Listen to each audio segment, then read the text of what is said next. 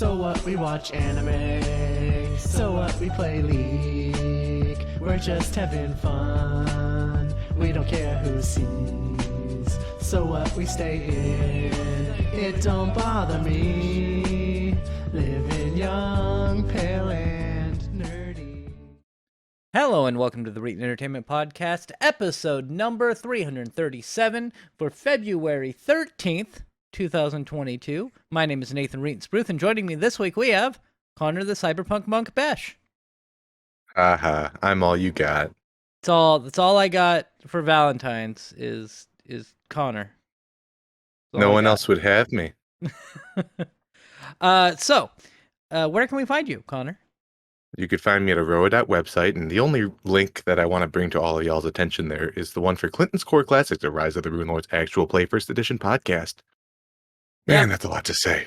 It is. We're going to be changing the name at some point in our lives, but right now it's still Clinton's Core Classics. I would say it rolls off the tongue, but obviously not. CCC. That's what we have. Anyway, I'm Nathan Reetin-Spruth. You can find me everywhere at Reetin. The most important ones are Twitter, Twitch, where I stream Monday through Friday, 6 p.m. Pacific time to 9 p.m. Pacific time. Both of those are at Reetin. So Reetin on Twitch, Reetin on Twitter. I have a YouTube. That's youtube.com/Reetin or Reetin Entertainment. And those are the biggest ones. You can also find this podcast pretty much anywhere podcasts can be found. I am uploading them to YouTube now. But the main places you're going to want to listen to them are like Amazon, Google, iTunes, and Spotify. Those are the main ones that you can listen to them on. Though I don't think anybody actually goes to Amazon to listen to podcasts. You know, I looked us up there just the other day, just, as a matter of fact, we are on there. And I kind of wish I could see how many downloads it's had, like, globally, Yeah, you might be able to Maybe we something. can get that from our host. Like, maybe we can get that precise of metadata. Like, X% of users are using the Amazon service, and it's like 2. Yeah. I think you can do it from the people who are hosting the podcast, which is on Omni Studio. I think that you can, because I had to go and download some of those for a sponsorship we had with Clinton's Core Classics a while back, and I had to download like all the metadata for how many views we got and demographics and such, so that way they could consider giving us a sponsorship for, the month or two that we had a sponsorship. Anyway, we are going to transition into asking what game or games have you played this week? I've played a little bit of Space Station 13, and that's just been dandy. They're like a lot of times this game will go through like weeks to months where it doesn't really get updated, and then other times because it's all like fan created, like it's a GitHub that gets approved and stuff. Yeah. And sometimes all those developers and creatives types get together and like, hey, let's all like publish our shit at the exact same time. And you get into the space station and there's like so much new stuff to do. That's And cool. as a game about exploring and learning new stuff, I'm enjoying it quite a bit. Yep, you're not making drugs anymore. You've graduated. Not lately. When the need, like, if somebody says, hey, meth is selling for a lot on the space market, I'll make some meth if we need, whatever the station needs. Yes, exactly. Whatever is good for the station and for Connor's pockets.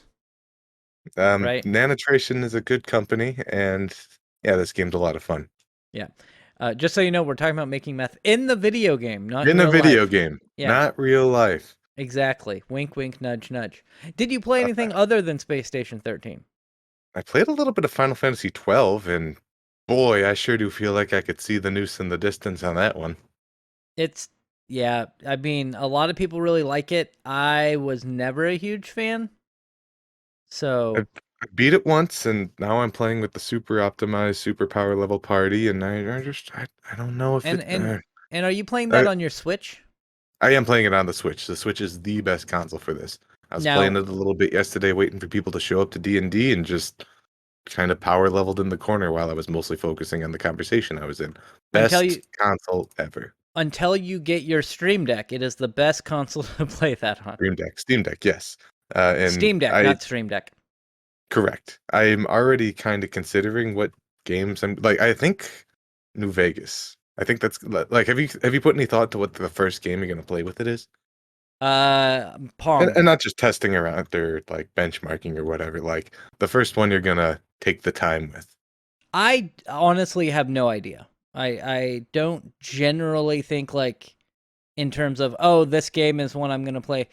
Probably what I'm going to use my Steam Deck for most likely is if I'm playing a game like Final Fantasy 12 or, any of the other Final Fantasy games, and I'm streaming that on my computer to my Twitch, which I do Monday through Right. Friday, 6 p.m. Pacific time to 9 p.m. Pacific time.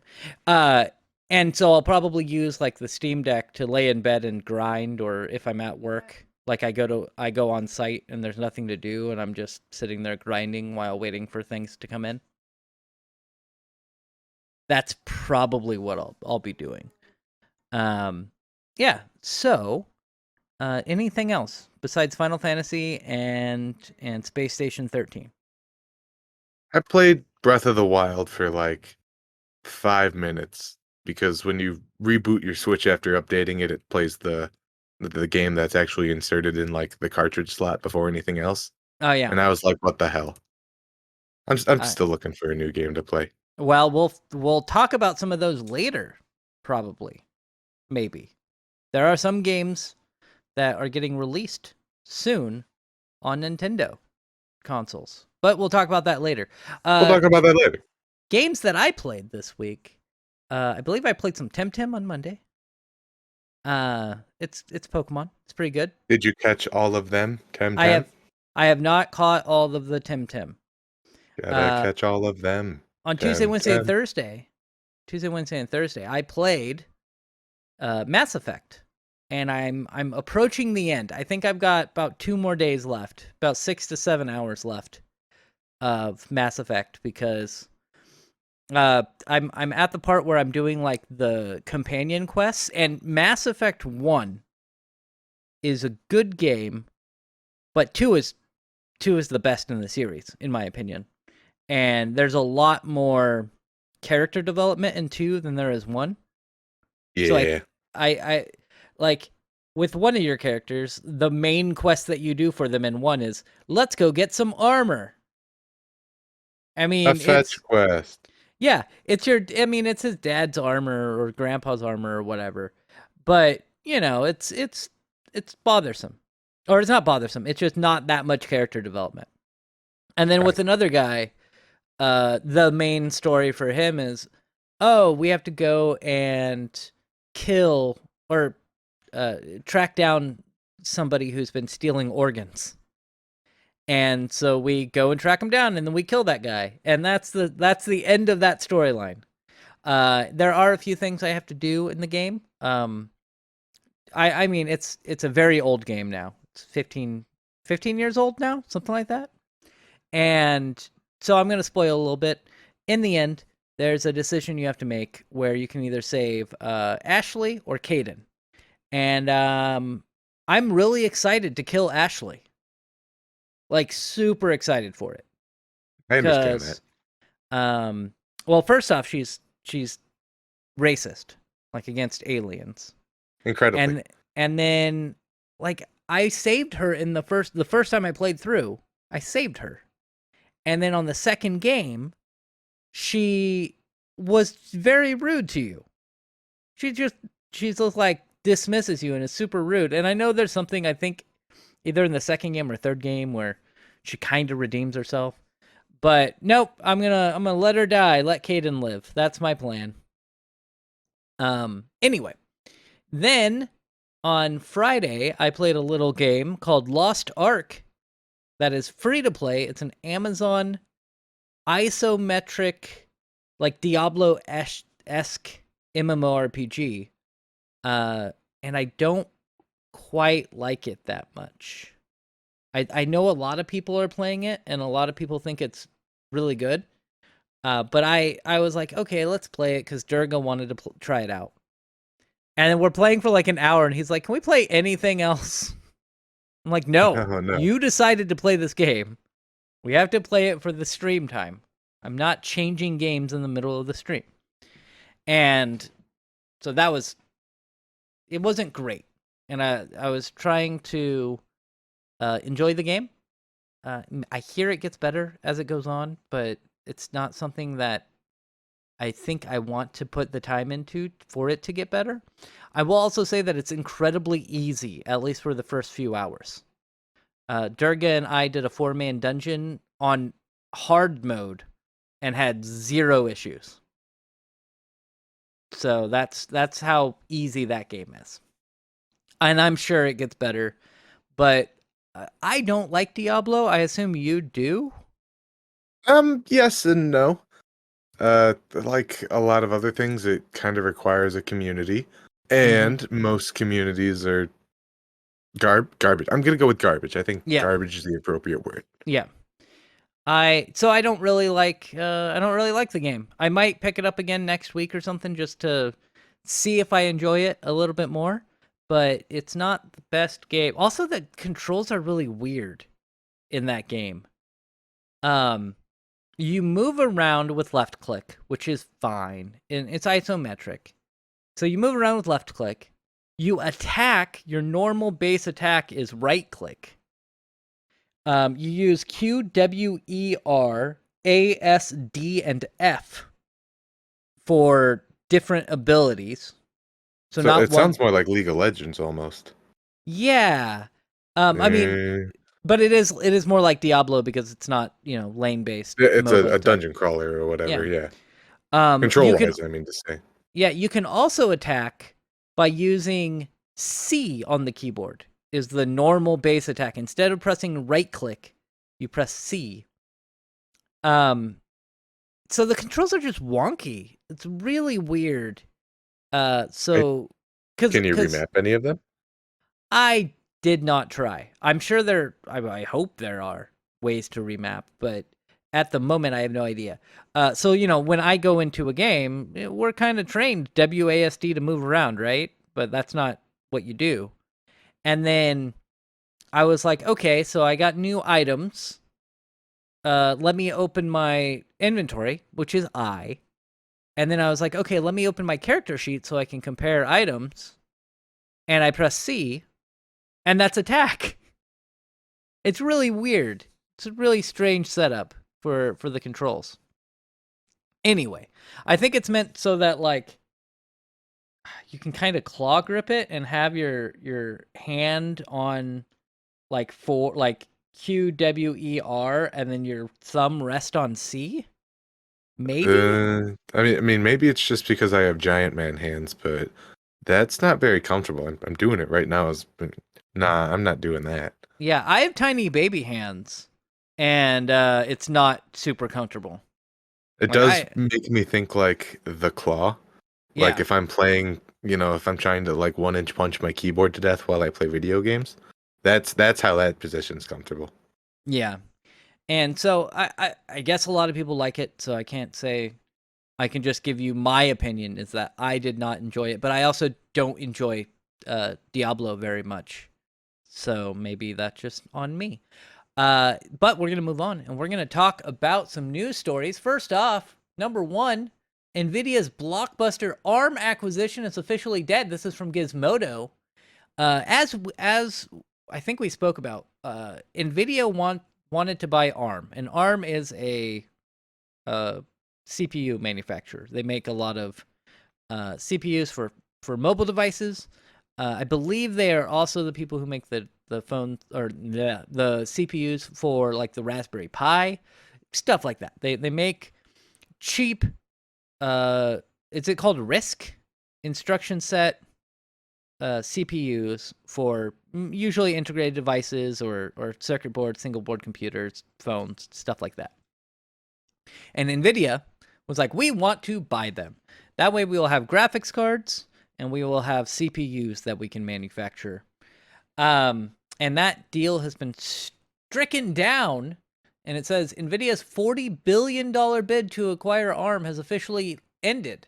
SoftBank announced on Monday, citing significant regulatory challenges. And basically what that means is the US and UK were like, no, or European Union were like, no, you can't do that because it would create a monopoly.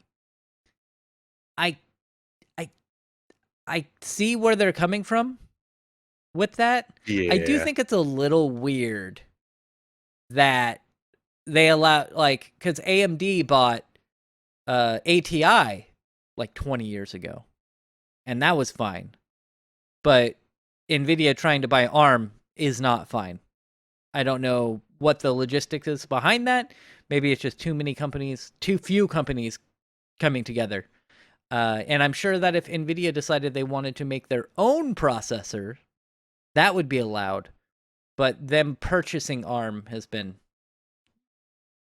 told no, can't do it. So I have this thought in the back of my head that I really wish I was more educated on like the numbers of this. But I'm willing. It's like just statistically, how many devices use ARM processors in it? Pretty goddamn high. There are quite a few devices, especially the big ones like Raspberry Pi, right? All of those have ARM processors. Qualcomm, I think, Qualcomm makes most of the phone processors, and then Apple has their own, division that makes processors.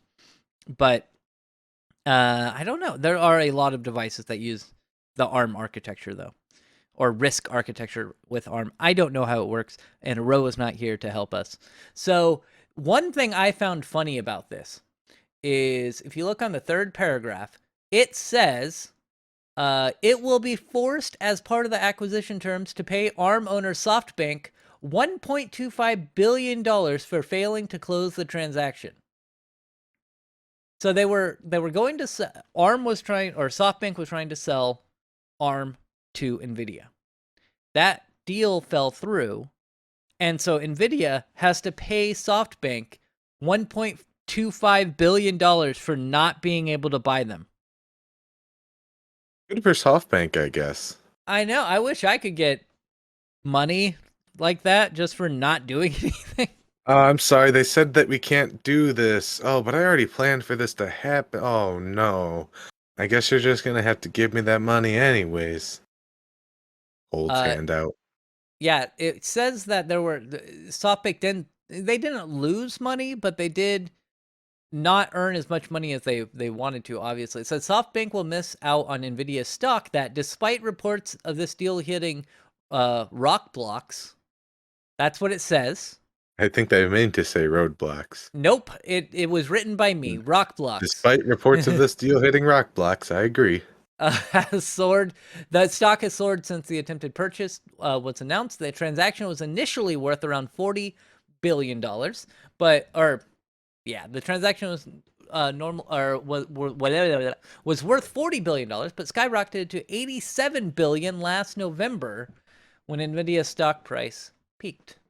So they did not reach or get as much money out of this as they would have liked. SoftBank did it, but they still got $1.25 billion, so that's nothing to scoff at, I don't think. Anyway, what do you think about this? Whose side are you on? Do you think that this would have created a monopoly, or do you think that it would have been, I think, U.S. and EU regulators just going a little too far? I don't quite think that latter part is right, but I don't quite think that former part is entirely right either.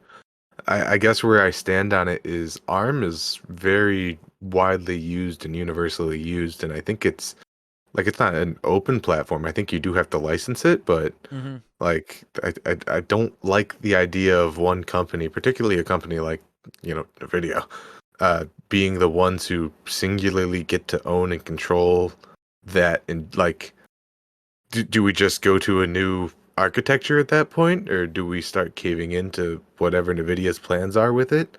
Is it just a big money grab? There's a lot of uncertainty on there that I just don't think Nvidia is the right company to be the sole control. I don't think anyone particularly should be the sole controller of it, for that matter.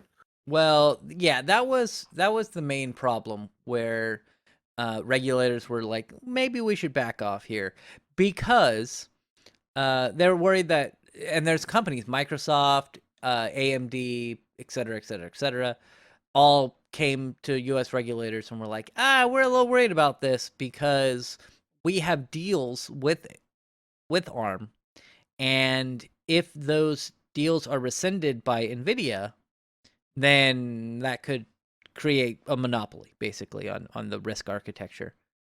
Right. or ARM. People who are much smarter than me can see the risk that I am sensing, that anyone who's paying attention is sensing at this transaction. And And I and think of, it's probably a good thing they shut that down. yeah. Probably. And Nvidia, of course, they were like, come on, we'll be Come on. good. Come on. What if we So lobby a little bit? yeah. So they ended up shutting that down. Who knows? Maybe in the future somebody else will buy ARM. I hear Elon Musk is worth $100-something billion. Maybe he'll just buy ARM, and then we'll all be sad.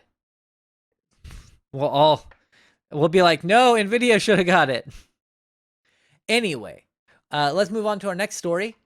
Oh, this is one I really wanted to talk to Aro. Oh, wait. First off, we did get some notes. Aro is not here this week because they are doing taxes. But Your taxes. do your taxes, everybody. I'm getting like $1,000 back. Nice. Not that's only because I got like a $600 kicker from the state of Oregon. Otherwise, I wouldn't have got like anything back. Anyway, Aroa left us some notes. So it says, Nvidia ARM, no one should be allowed to own ARM that makes products which use ARM. Okay.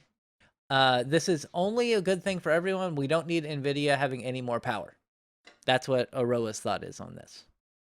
Yeah. And Aroa also had an update for our Moviepass one. Moviepass is relaunching.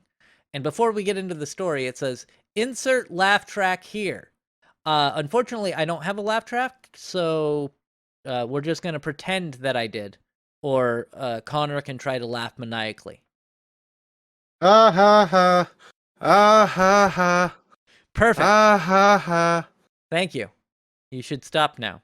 Anyway, we're going to move on to Moviepass 2.0. It is making a comeback. As we learned, this is, again, from Engadget, not Gizmodo. Moviepass making a comeback, and we've learned some more details about the latest incarnation of the cinema subscription service. Co-founder Stacy Spikes, who is back at the helm, says Moviepass 2.0 will be built using Web3 framework and will have some kind of virtual currency. I don't like the words that she said. No. But it says members will have credits that they can use for tickets for themselves and friends.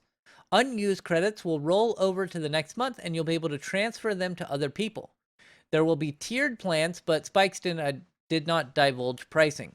The new Moviepass app will show you how many credits you have and available screenings at theaters. Credits will work differently during peak hours and off-peak hours. A Friday and Saturday showing might cost more credits.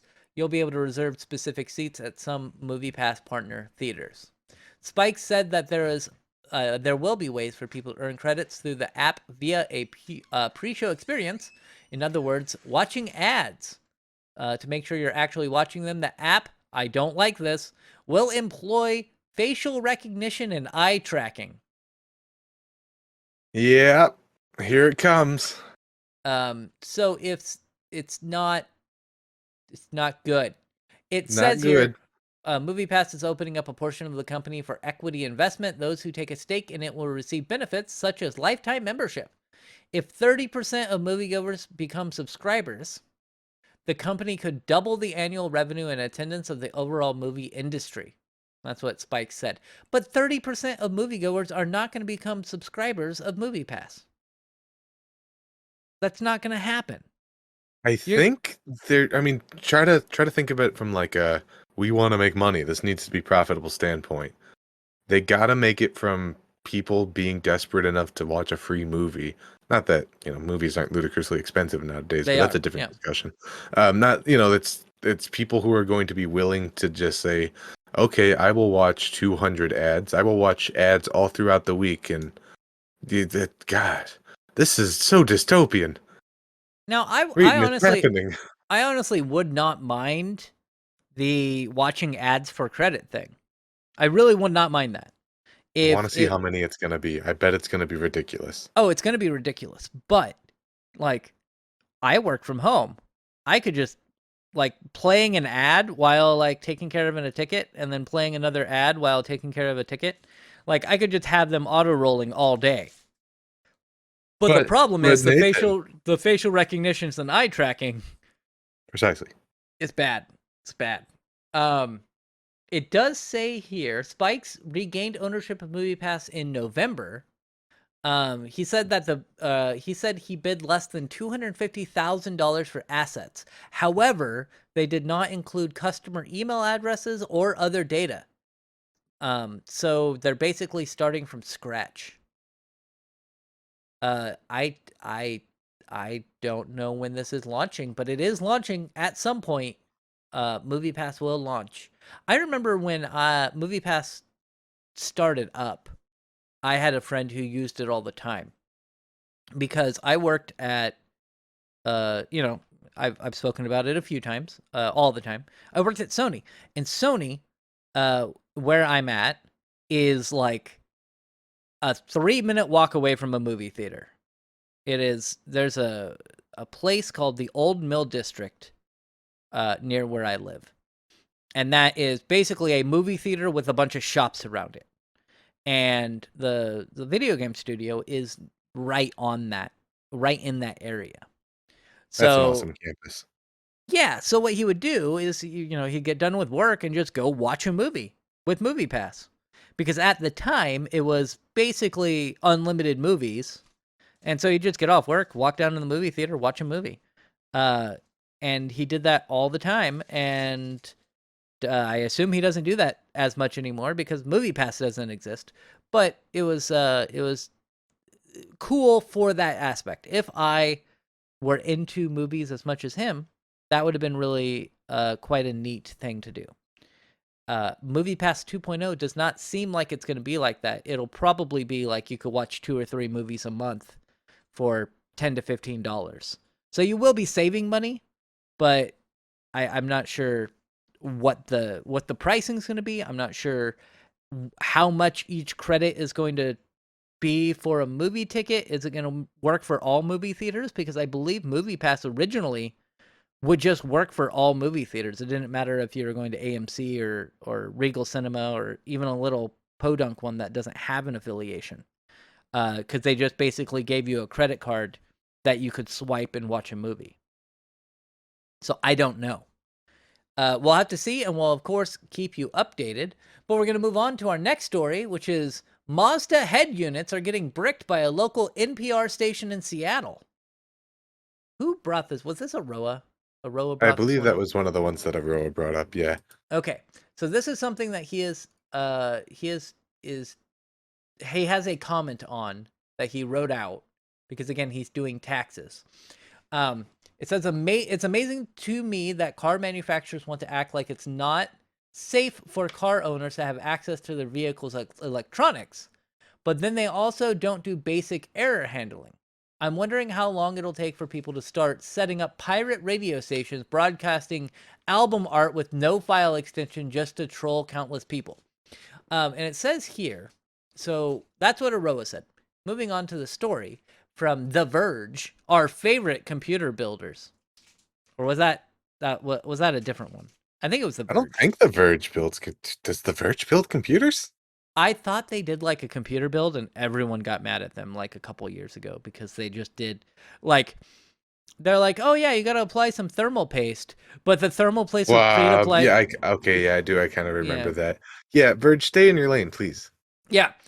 Some Mazda drivers in and around Seattle this week discovered they could no longer change the radio station or play anything else in their cars after listening to the local NPR station KUOW. The issue affected owners of various Mazda vehicles with model years ranging from 2014 to 2017 that were tuned into the station, according to KUOW. It has been happening for weeks. Our numbers just started climbing. It was awesome. While the unsuspecting commuters tuning in discovered was a bug in the car's infotainment software that crashed after trying to load HD radio broadcast image that they have submitted. The file was missing an extension and the infotainment software could not decode it and had no process for handling it. That's what Aroa was talking about. Yep. So they would switch to the channel, but because the HD radio, I don't use radio, but the HD radio system did not have a file extension at the end. the car was like, we don't know what to do, and just wouldn't let you change the station away from it. It's amazing. Hold According to on, I some, might get more data. Not changing. Hold on. Wait a minute. yeah, Wait a minute. And that's why you got to have good error handling. yeah, Oh, exactly. I don't know what this file type is. Something will accept this error. Yeah. So, according to some Reddit users, the issue sounds even worse. Some owners reported losing Bluetooth connectivity and the ability to play CDs, as well as a disabled backup camera and Oh powerless goodness. USB ports. Uh, One user warned against disconnecting the car's 12-volt battery when troubleshooting, as you can lose the ability to listen to KUOW.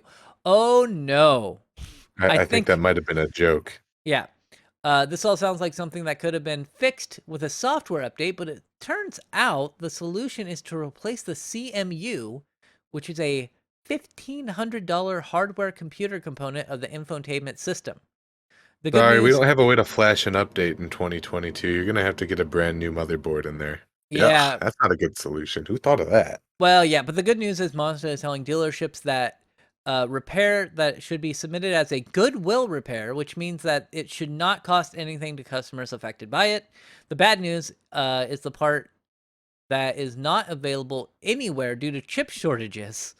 So it should So take weeks or what they should months. do is what Canon did, and they're just like, "We're sorry. Here is the official way of how to hack your Tesla As a Mazda, but yes. or a Mazda. Yeah. Smart card, whatever. Yeah. Everything sucks." That's really bad, Mazda. Like you should there should be an error correcting thing or something that just Yeah, says, "Hey, if we don't have a file extension, only check 3 times for the file extension for that picture. And if it doesn't show up, maybe just show a black screen or insert like a default image."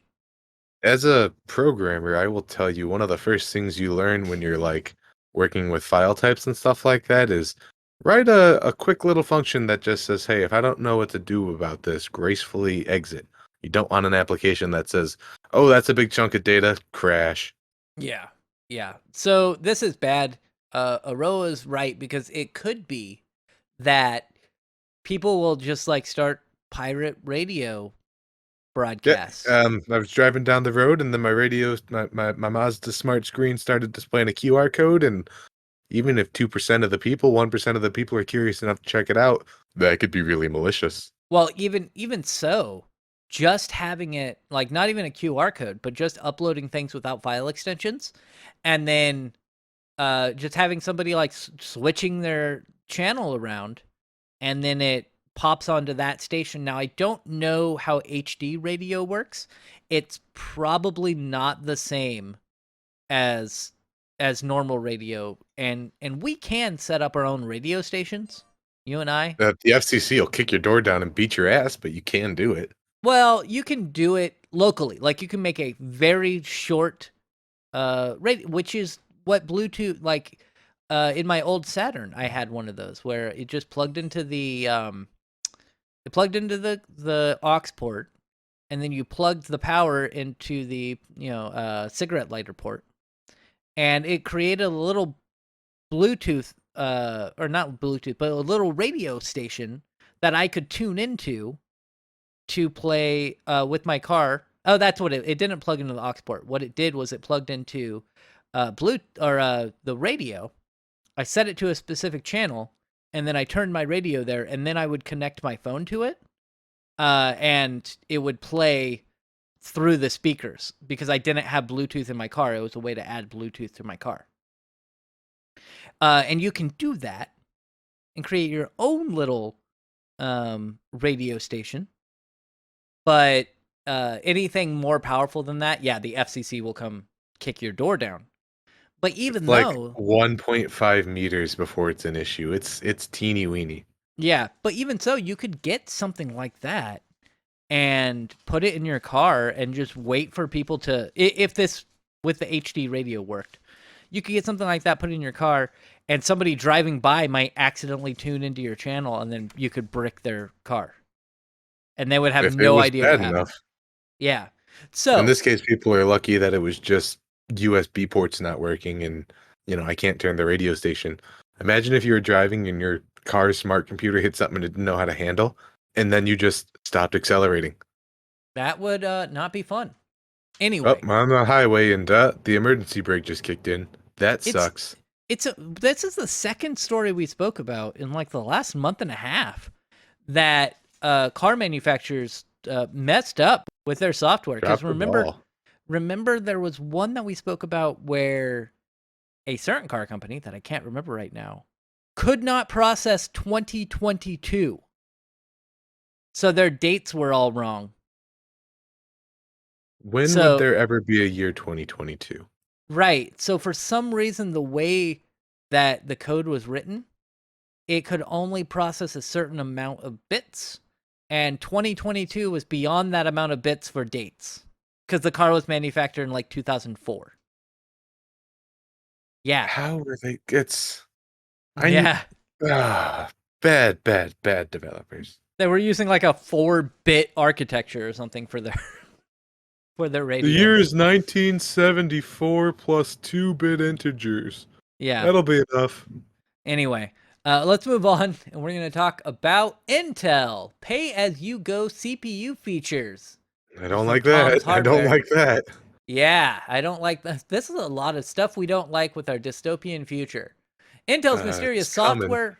software-defined silicon for adding features to Xeon CPUs will be officially supported in Linux 5.18, the next major release of the operating system. SDSI allows users to add features to their CPU after they've already purchased them. Formal SDSI support means that the technology is coming to Intel Xeon processors and will be released rather shortly, implying Sapphire Rapids will be the first CPUs with the software. The Intel started out Linux patches, blah, blah, blah. Assuming no major issues are found, the plan definitely is to get this in before the 5.18 merge window. It's so basically you can buy a CPU that say you don't need hyper-threading. And so you buy the CPU without hyper-threading. I'm just keeping it base level. So you buy a 4-core CPU and you're like, I only need 4 cores. And then you're like, oh, I need hyper-threading. It's been a year or two. Things are starting to slow down. Let's see if hyper-threading will fix that. And you pay $100 to enable hyper-threading on your CPU. I don't like that.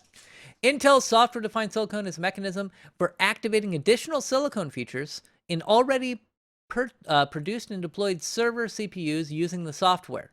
While formal support of the functionality is coming in 5.16 and is set to be available this spring, Intel hasn't disclosed what exactly it plans to enable using the pay-as-you-go CPU upgrade model. So we don't know how it works or what it enables, but we can make some educated guesses. It says here, I'm looking for what we can guess. Mine was hyper-threading. But Tom's Hardware might have some more insight onto what could be there. Virtually all of Intel's CPU customers need all the supported features, which is why Intel has to offer specialized models. There are 57 SKUs in the Xeon Scalable 3rd Gen lineup. That's a lot of different CPUs. Wouldn't it be easier to just make one? And I think maybe if the world wasn't in this weird chip shortage right now, that wouldn't necessarily be the case. I have this weird feeling that Intel wants to get to a point where they're just releasing the same chip over and over and over. And what if you wanted to upscale and you don't need to upgrade your infrastructure, just pay us a little more money. We'll boost up your chip. So I don't like that. It says here, Intel plans to add more features specialized for particular use cases. You can see examples of the SKU stack above, and it includes all types of different Xeon models. So here are the things that Xeon CPUs that might be something that you could enable with pay-as-you-go. Large DDR memory support with up to 4.5 terabytes of RAM. 4.5 terabytes of RAM. Cyberpunk right. Medium DDR memory support with up to 2 terabytes of RAM. Networking / network function virtualization. This one's annoying. Search. Might have, I don't know what that means in a CPU. Search optimization, maybe. I don't know. Indexing. It says here thermal. I don't know what it means for that either. I maybe it allows them to run at a higher thermal limit. I have no idea. VM density value and Intel speed select technology. Those are some of the things that they might possibly have in this pay-as-you-go. But I also don't like it because usually what happens in the server space eventually comes to consumers. And I don't like the idea that you can buy a CPU and then you have to pay to unlock certain features. I know that they've tried this in the past with something. I don't remember exactly what, but it did not work out very well. You could like Was that pay, the Athlon 2? probably something like that, where you could like pay to unlock cores or something like that. Yeah. Not huge fan. Not a huge fan of this. Again, dystopian future. But we have a lot of news stories to talk about, so we've got to move on. We have Yes. Nathan's in a hurry. We know. I'm not in a hurry. We just have one very. Oh wait, I'm sorry. I apologize. Aroa, said something about this in the chat, and so said, my first thought is that this is more reason why no one should buy Intel. But then I realized AMD knows better than to try this after the Athlon 2 core unlocking fiasco back in 2010. They don't know better. That's the problem. Like, my thing with you should show no brand loyalty. I tend to buy Intel CPUs just because I can usually get them at a discount. But like Intel is clearly the person that's in front in this race, or they used to be. AMD is slowly catching up, which is good. But AMD is starting to raise their prices too. Like, it's not like they are keeping their Ryzen CPUs cheap like they were in the first and second generation. They're starting to raise their prices up to make more money, because that's what they want to do. They want to make more money. So if AMD does end up taking the massive amount of market share that Intel had or has, I could see them starting to pivot and do more stuff like this in the next 5 to 10 years as well. Don't assume that a company cares about the people. They only care about money. Maybe. And how to make more out of it from you. Yeah. And I mean, the good thing is recently AMD found the way to make more money was to add tons of cores to their CPUs. So because we went for like an 8 or 9 year stretch where the highest core count you could get in a consumer CPU was maybe 6 cores. Maybe. But most of the 78 or 7700s and the 6700s, all of those for 7 or 8 years, all of them had 4 cores, 8 threads, with like maybe a 10 to 15% silicon or IPC increase. So I am happy that AMD has come out and been like, no, we're going to make CPUs that have 8 cores, 16 threads, and we're going to make that the standard that you can get for your 1700X or your 2700X. And I am happy about that. It's been good, but don't assume that AMD is any better than Intel when it comes to marketing and money.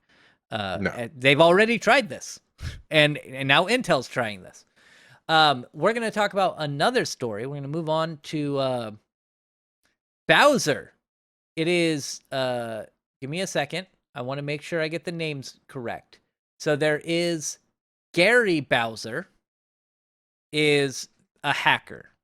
Doug Bowser is the president of the North American Nintendo, of America or whatever. And not to be confused with Bowser, the leader of the Koopa Troopas. Yeah, it's weird. So Gary Bowser is getting 40. For some reason my brain was like 40 years. No, it's 40 months in prison. for his involvement in Switch hacking group Executor. The Department of Justice announced it on Thursday, not to be confused with Doug Bowser or Mario's nemesis. Bowser was part of a collective that developed and sold devices people could use to play pirated games on their consoles. It says the FBI arrested Bowser in 2020. 1 year later, he agreed to pay $10 million to Nintendo to settle a privacy lawsuit, and another $4.5 million in restitution to the company, leading up to today's sentencing announcement. Bowser faced up to 10 years in prison. According to the Justice Department, video game publishers have lost more than $65 million thanks to Team Executor's exploits. Homeland Security investigations and the FBI are still working to apprehend Bowser's accomplices. And then there's an update. They messed up in the previous version of the article, and they had to update it because they said Doug Bowser and Doug Bowser. That's why we had to clarify, because we know better. We assume that not every user would be as educated, and they might confuse the three. So yeah, just like this article, the Engadget article had to do, we made sure that our users were well informed. Please give us 5 stars. Now, this is what Aroa has to say about it. It says, "I will freely admit that yes, Team Executor were only in service of privacy. That said, facilitation of privacy should not and in and of itself be a crime. This is the same logic that leads to Hillary Clinton saying that gun manufacturers need to be responsible for what is done with their guns. This is a chilling precedent to set. Also, F Nintendo." So, I tend to agree. I think that if Team Executor were just to be not for piracy, but they were just for hacking your Nintendo and putting like they have an Android app for it, right? I could see that maybe he could have won the case. But if Team Executor was only using it for piracy, that would explain why Nintendo went through and won this. But Aroa is correct. You are correct. Aroa is correct that it creates a bad precedent. Because I think you should be able to hack your consoles and do whatever you want with them. You own them. Yeah, right. And every step that we get further from you can't do whatever you want with your shit, the more that it's like, well, you're just borrowing the hardware that you or whatever like that. I don't like that just because I like hacking my stuff. Yeah, that being said, obviously we can't be endorsing piracy. Wink, wink, nudge, nudge. Nobody here does that. Nudge, nudge, wink, wink. Steam Deck. Steam Deck. Steam Deck's gonna be pretty cool too. But the only opinion I really have about this that kind of makes me glad that everything went down the way that it did is, I guess that Gary Bowser. Ooh, I guess that is easy to confuse. Gary Bowser made it so that if you get this exploit, like if you steal it, it bricks your hardware. Oh, wow. And that is very unusual in the sense that somebody who's endorsing piracy is saying, don't steal my shit. Hypocritical, not unusual. I don't don't pirate that piracy app, I guess. Don't pirate that shit. Don't support he's in prison now. Obviously, don't support him. Yeah. Anyway, we do have more to talk about Nintendo. Did you happen to watch the Nintendo Direct? I did, at work and in bursts. So I mostly know what's going on. Okay, so we're going to talk. I watched it all during work because I am a bad employee. But I was doing work at work. We've got Fire Emblem Warriors 3 Hopes announcement trailer. It's Dynasty Warriors. Yeah, did you like the Three Kingdoms, right? Three Houses. I was pleasantly surprised with that game. I highly recommend it if you have a Switch. Perfect. Good. Happy to hear that. I never played it. I'm not huge into the Fire Emblem games. I don't like that style of combat, really. I love tactics. Yeah, I know. We also have another tactical game that was Advance Wars 1+2 Reboot Camp, which launches the 8th of April. I love Advance Wars. Yeah, it looks good. Again, it's a tactical game. I probably won't play it, but it looks good, and it's getting a remake or a remaster. I think it's a remake. Like they're fully remaking it. So, are you going to be getting either of those games? I'm definitely not getting the Fire Emblem because I can't stand Dynasty Warriors games. And I am having mixed feelings about the Advance Wars ones. I played a lot of Advance Wars games, and I kind of remember them having this problem where the entire game is a cakewalk breeze, and then you get to the last mission, and it's like, if you dare have one unit out of place, you will lose this entire mission. You know, Final Fantasy 3, Japanese Final Fantasy 3 is kind of Cloud of like Darkness, that. etc.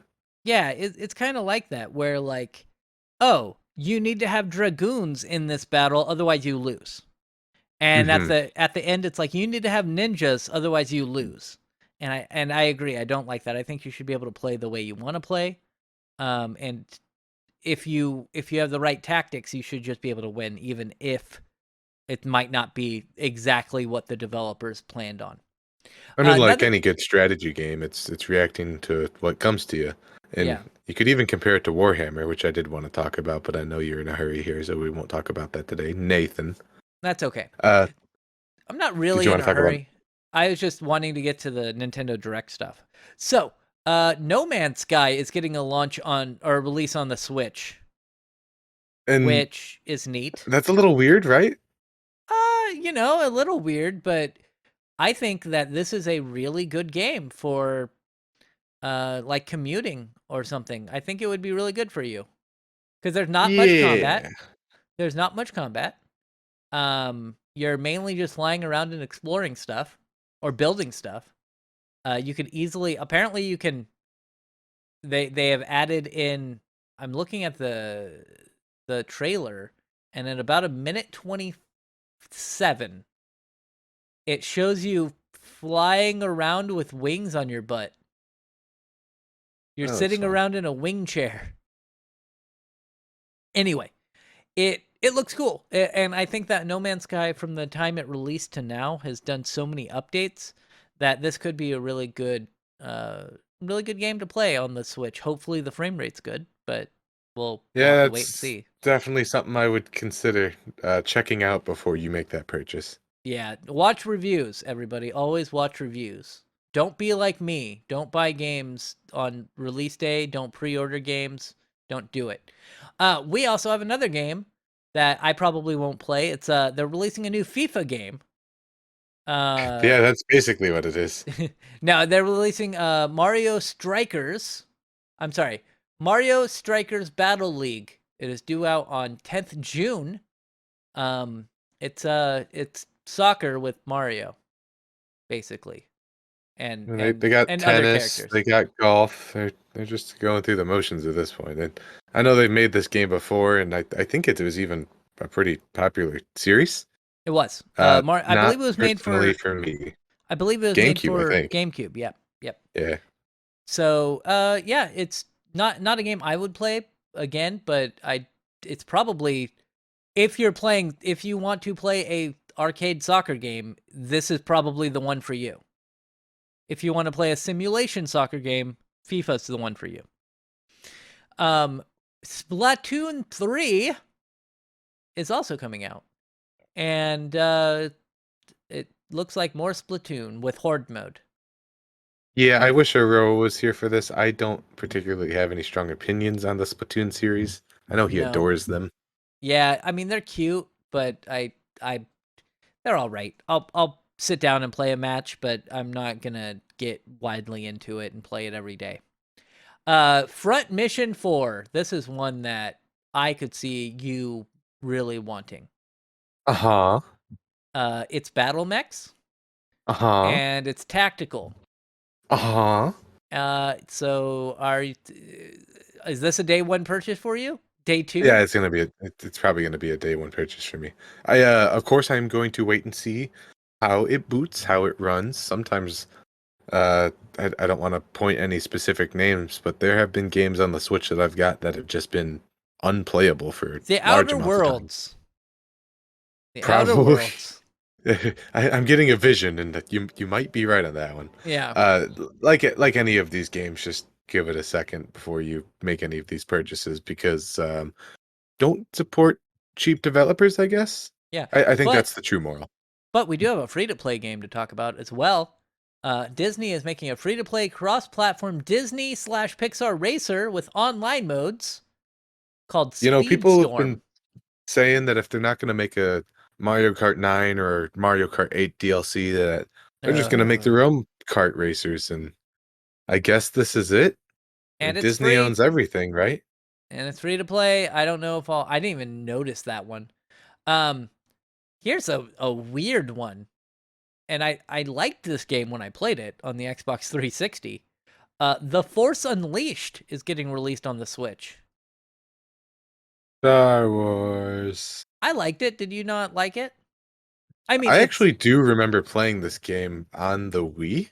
Yeah. And oh no. I remember kind of being underwhelmed by it. Oh, I forgot. Yeah. So here's the problem. There was the PlayStation and Xbox version, which is also released on PC, and then there was a Wii version. Guess which one? Guess which one the Switch is getting? It's the Wii version.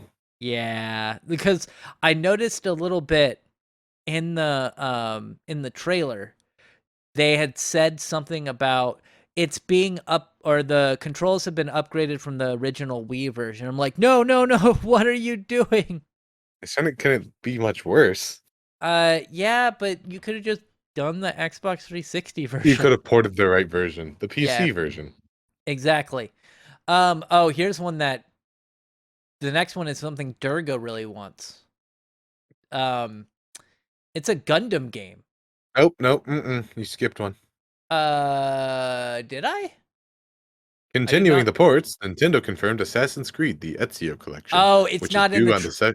It doesn't have a big photo. I know, Nathan. It's not. Go on, please. No. Okay. Are you gonna play the Ezio Collection? Okay, yeah, I am. And Okay, I'm so pissed off that I need to pay $60 to play yet another Assassin's Creed game that I've 100%ed already. Yet another 3 Assassin's Creed games that you've already completed.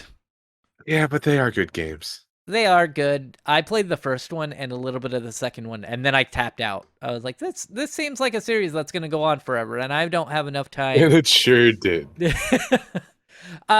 have SD Gundam Battle Alliance, which is due out on Nintendo Switch at some point this year.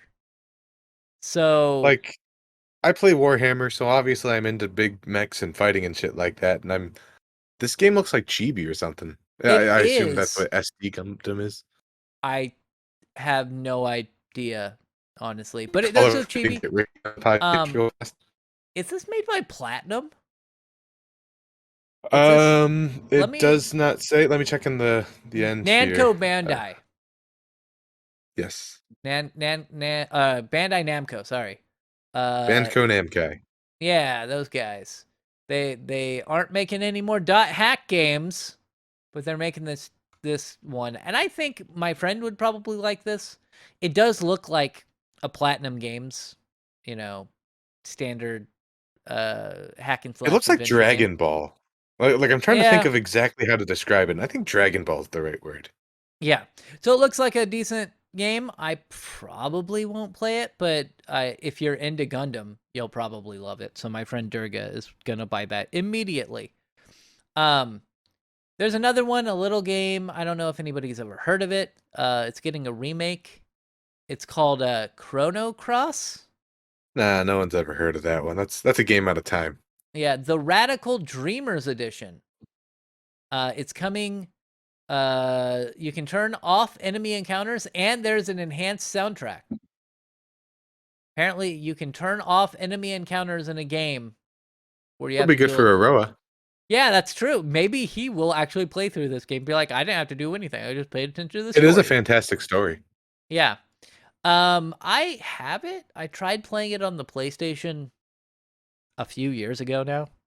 And I will tell you, it is, especially on modern monitors, it is super hard to see what's going on in that game. So there's emulators that can kind of help out with that, but yeah, sometimes a crisper screen is always not the best for older technology.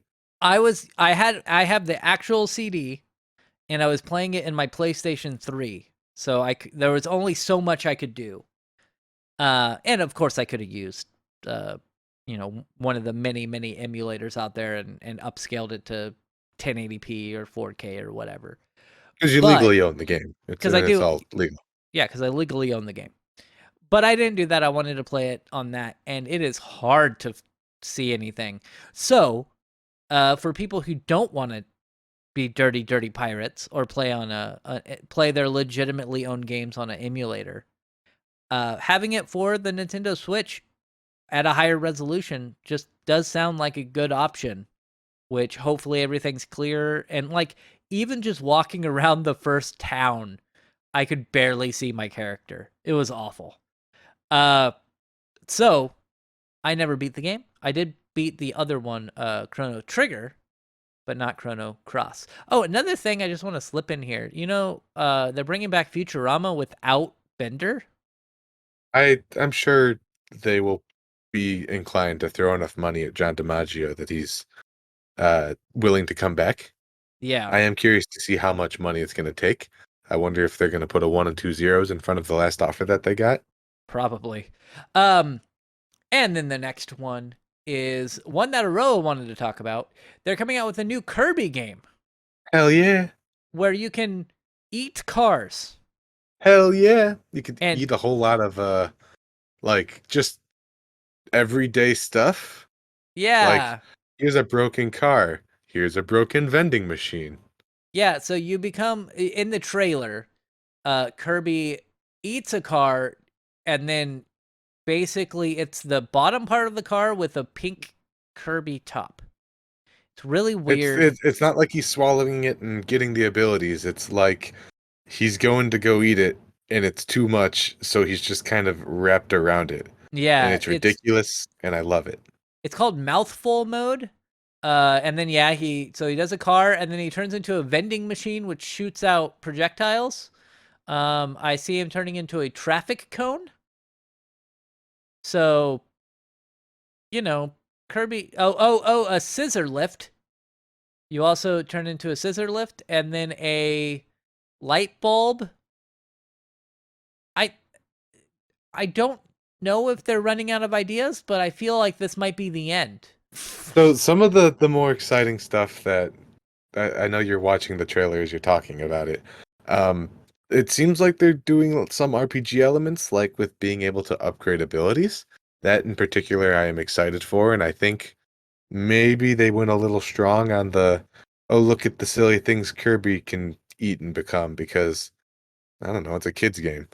Like I usually am not actually interested in playing simple, easy baby games for babies, but this game actually looks dope as hell, yo. And Aroa's thing for this one, he has commented on some of them, but not all of them. So it said Kirby looks so cool, oh man. And that's his I concur with that. Kirby. MLB The Show 22 is also launching on the Switch now for the first time ever. I wonder how this is gonna run, because well, first it's gonna run to first, and then second, then third, and then finally home. Good. Thank you for explaining sports ball. But what I mean is frame rate might be an issue. Now I know that people have gotten way better at designing stuff for the Switch, but there was a sports game that was made by 2K. It was a wrestling game made by 2K, and they have never released another WWE wrestling game on the Switch because it ran at like 10 frames a second at a good time. And that's why you don't pre-order your games. That's why you don't buy games. That it was delayed by like 4 months and then just quietly launched because they had to, I think. And it was not good. So I wonder how this is going to play. I assume that it's going to play a lot better. They're probably going to run it at 720p with variable resolution that's just going to like drop down to like 500p at certain points. Happens all the time. So MLB The Show 2022 It does say there's a pricey Kingdom Hearts integrated masterpiece, which is due out on the Switch in in cloud form. Don't Do buy it, don't not, buy it, don't buy do it, don't not buy it, buy don't that buy it, game. don't buy it. Buy it on PC. Buy it on freaking PlayStation 3 or 4. Do not buy the Kingdom Hearts games on the Switch. Look They what we could run, do. We could stream to the Switch. yeah, No, you can't. they run terribly. It's not a Um, working game. Klonoa 1 and 2 are coming to the Switch on 8th of July as the Fantasy Revere series. Reverie.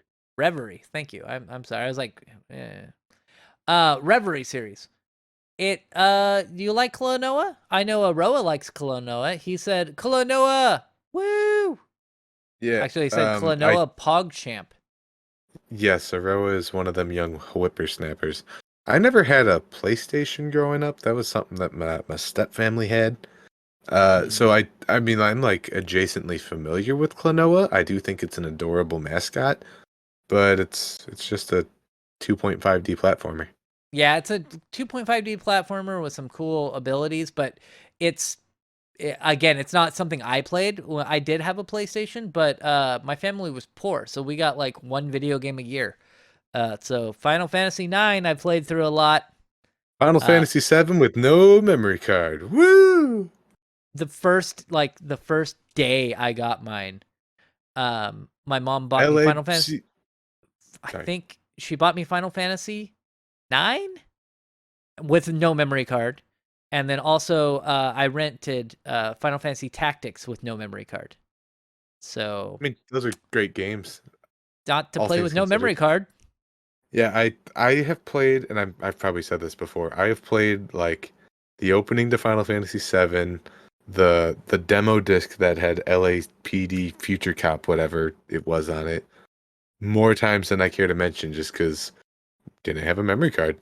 I remember playing the Final Fantasy VIII demo, and the mission, you play through the first mission, the seed mission in that demo, and you have Leviathan in the demo. And so you're using Leviathan during that mission. But as you well know, you don't get Leviathan until like way later in the game. Right. Like at the end of disc 2, I think. Well, if you want to be able to fight enough to survive this harrowing encounter, you better buy the game when it releases. All right. So, another game that I love, and I love that it's coming to Switch, but I will not buy it for the Switch because I already own it, is Portal, and Portal 2 are getting launched on the Switch. This is great for anyone who hasn't already played Portal. Yeah. Or people looking for co-op experiences to play. I'm encouraging that my brother get this game because I think his two kids would have a very fun time playing it on their Switches. Yeah. It's good. It's a good game. Both of them are. I just think it's weird that it's launching. How long has the Switch been out? Like 6 years now? 5 years? I mean, Gabe Newell and Steam were like, we support the Nintendo Switch. We want a release on it. And I can't actually remember if they actually ended up doing it or not, but I do remember them being excited about it. Okay. How do I pronounce the next one? Is it Live Alive? Live Alive? I think it's Live Alive. Live Alive. Okay. It looks like it's a 2D. It's got that like 2.5D thing that Octopath Traveler had, and I remember when they did that, I was like, I sure do hope more studios do that, and I think it's just them. I think it's just that one studio doing it. But it looks so great. It looks really good. I'm gonna get this. It's a JRPG basically, and it looks really good. I like it. Assuming it's not hot garbage, I'm gonna get this. I don't know if I'll get it. it. Dope. I might get it once it releases on PC, like Octopath Traveler did. When it inevitably does. Yeah. And there is the last one.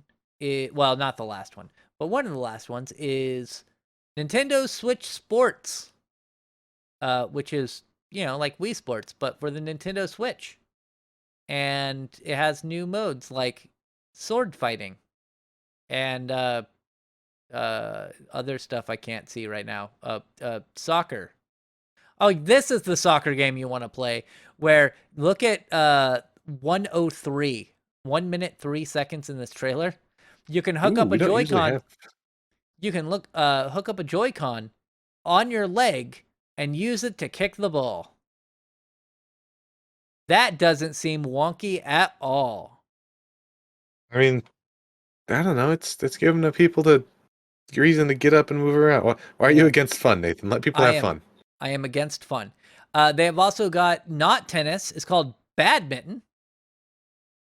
It's like tennis, except for the thing is slightly different.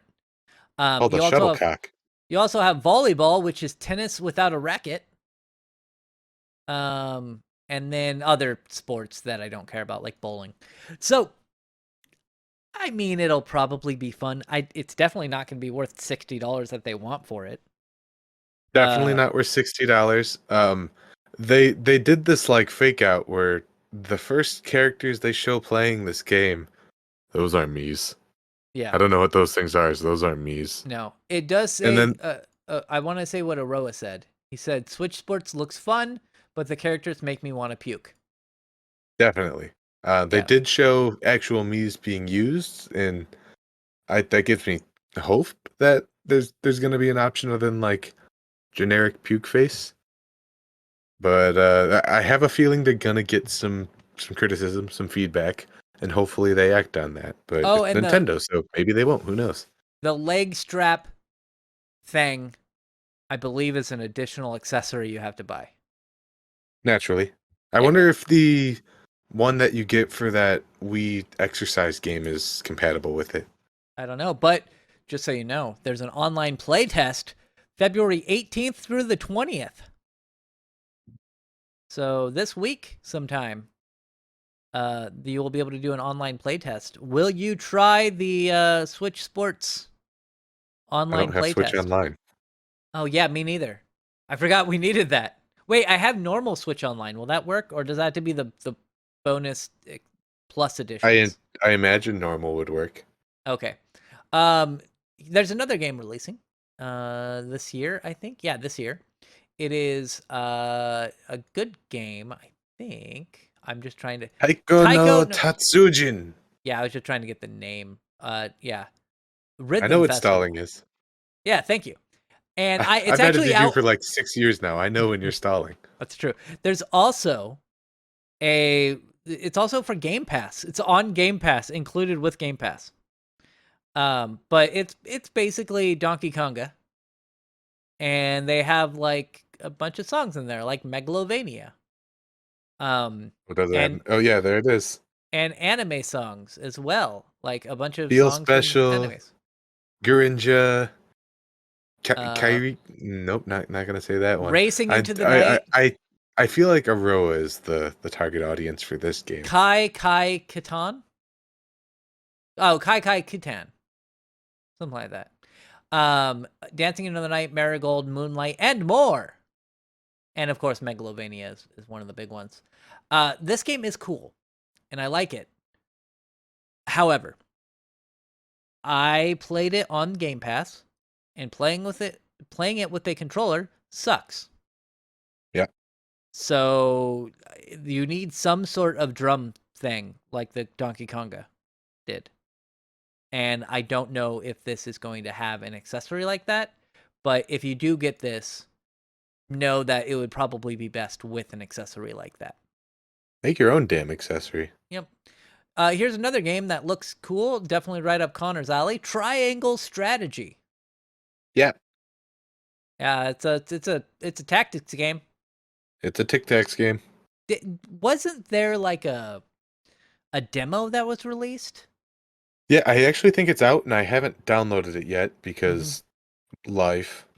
I am going to eventually get that. I'll probably maybe I'll bring my Switch to work tomorrow and download it there. Well, and the cool thing about the demo is that the demo, it plays through the start of the game, and the saves will transfer over to the full release of the game. I like when they do that. Me too. There is a free update for Metroid Dread. Now, you have played Metroid Dread, right?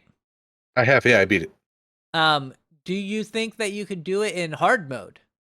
I do not actually think or I can do I'm sorry, Dread mode. Yeah, I did do it in hard mode. I do not think I could do dread mode. That looks particularly gosh darn hard to me.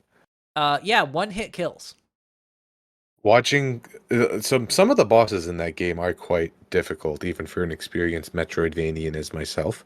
Yeah. And watching people do it online without getting hit once is a little bit soul crushing. Yeah, don't you hate that when you're like, I want to learn how to like. Mine is for like guitar and stuff. You're like, I want to learn how to do guitar, and you see somebody like, oh, I just made this up, and they just like are Widdly widdly awesome. woo! Yeah, and you're just like, I think That song's called "I Wanna Rock Your Body Till the Break of Dawn." Exactly. But yeah, Dread mode, very, very difficult. I have not played Metroid. I'm not, again, into Metroidvania games. I get overwhelmed with Metroidvania games. My friend bought me a while ago Hollow Knight, which I'm sure you'll agree is a very good game. I enjoyed some parts of Hollow Knight. Yeah. And my friend I was like, I don't know where I'm going. And that's part of it. You figure out the lay of the land and where you have to go. And so my friend was like, oh, here's a map, and showed me the entire map of Hollow Knight. And I looked at it, got scared, and closed the game. Because I was like, Oh nope, no. too Yeah, big. it's All right. got like a fast travel system that you kind of need to learn to utilize unless you really like traveling around, and Dread has that as well.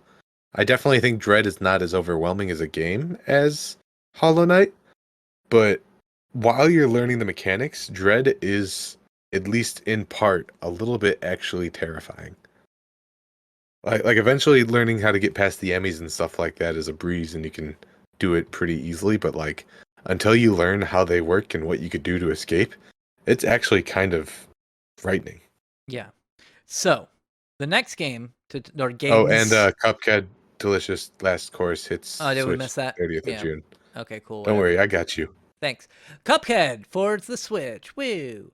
And we have another 2 games to talk about that are available right now. Or you can get it. I'm sorry. It says Earthbound and Earthbound Beginnings are now out via Nintendo Switch Online subscription. So Earthbound and Earthbound Beginnings. So Earthbound is Mother 2. And Correct. Earthbound Beginnings is Mother. Right. I was And- like whooping when I saw that they were making Earthbound on Switch. I was so ready to throw just about whatever they wanted to charge for it. And then I saw it was Switch Online, and I was like, oh, I don't want to rent Earthbound. So are they not releasing Earthbound? Like you Nintendo can't own doesn't it? want my money. I don't want to give them $9 a month for a catalog. I want to give them $9 to own this game again. Okay, so yeah, it says Earthbound and Earthbound Beginnings. In the disclaimer, it says Nintendo Switch Online membership sold separately, and Nintendo account required. Not available in all countries. Internet access required for online features. Terms and conditions apply. For more information. So yeah, it requires that you have a subscription for the Nintendo Switch Online membership. It does not say it needs to be the expansion pass. So just the normal $20 subscription. But still, that's not $20 cool. to rent Earthbound. Yeah, and what about If you can't beat Earthbound in 1 month, that's $40 to beat Earthbound. Yeah. Ooh, And- Nintendo, that's a little steep. No, it's $20 a year. Oh no, you're right. You're right. Yeah. It's so it's not, if you can't beat it in a year, that's a problem with you. You have not been spending an hour a day on Earth, or less than an hour a week on Earthbound would be enough to be able to beat it in a year. So- Yeah, it's a great game. I recommend everyone play it. Yeah. But I will say that it's shitty that they're not. Just let me pay like $20 to buy it. I would pay Yeah. $20 to buy Earthbound and Mother 1. Yeah. One thing I was confused about is why did they not release Mother 3? Or they're going to do that separately at some point. I have some thoughts and opinions about it, and I'm sure licensing is probably a part of it. Yeah, probably. And here, it says here, perhaps the biggest announcement of the Nintendo Direct was paid DLC courses for Mario Kart 8 Deluxe. The Booster Course Pack includes some courses from the past Mario Kart games. 8 courses will be released at a time frame over 6 waves, ending in 2023. That's a total of 48 new courses. So you have 6 times 8. Yeah. Yep. The first launches March 18th. Those who have a paid Nintendo Switch Online Plus expansion pack membership get the DLC at no extra cost. Otherwise, you have to pay for it. And so they're not releasing a new Mario Kart game. They're releasing old levels for Mario Kart games as paid DLC. And it's going to be expensive too. Yeah, I hate that. I don't like that. That you have to pay for courses that should have already been in the game, and it's not going to take much for them to import them over to the game. Well, I actually think they're like actually doing updates of all of these old courses. It's not like they're just taking GBA maps and throwing them on the Switch and they work. I would do that. Yes, but you're a lazy son of a resolution. bitch. Same resolution. So are they, apparently. Look at this. Right. But yeah, I don't like. It's the same way like buying maps for like old Halo games. I just don't like it. I know that they have to make their money somehow, but also I don't think you should have to pay for it, and I think that having the Nintendo Switch Online thing for it is bad. And also, Booster Course Pack Wave 1 is available March 18th, 2022. I think it says that all of them are $25 for all 48. I think. I thought it was that for each pack, but maybe I misunderstood that. Yeah, it says here waves 1 through 6, 48 courses, and then right next to it says $25. Which I would be okay with. 25 for 8 courses would be bad. Yeah. So let's hope that it's 25 for the whole. It's like a season pass that you get. I don't know. It's Nintendo. They kind of dropped the ball with a lot of things like internet play and DLC. Yeah. We'll see. And the last one, Nintendo Direct ended with some a big announcement. A game that's September this year, called Xenoblade Chronicles 3. That's the one people wanted to hear about. Yeah. Not Breath of the Wild 2. I mean, not Metroid Prime 4. Not F-Zero. People do want to hear about Xenoblade Chronicles is a pretty good JRPG. The Xenoblades. It is apparently a very popular JRPG. So yeah, for tweens. Well, yeah, but I know Xenoblade Chronicles 2 did pretty well on the Switch. So I probably won't get this game, at least at launch. It's another one of those games that, I just played through a 135-hour game. So any game that's over like 60 hours, I'm like, I don't want to do it. But this game looks nice. If you watch the trailer, you can tell it's not running at like 1080p. No. I mean, you kind of know what you're getting into with the hardware you're playing in. Right. So that's one thing I don't like about the Xenoblade games. It's like all these amazing, giant, monsters that you're facing and these gorgeous environments and 480p resolution. And it just takes me out of it. I wish that they had it for the PC. There are ways to play it on the PC, but I will not divulge those.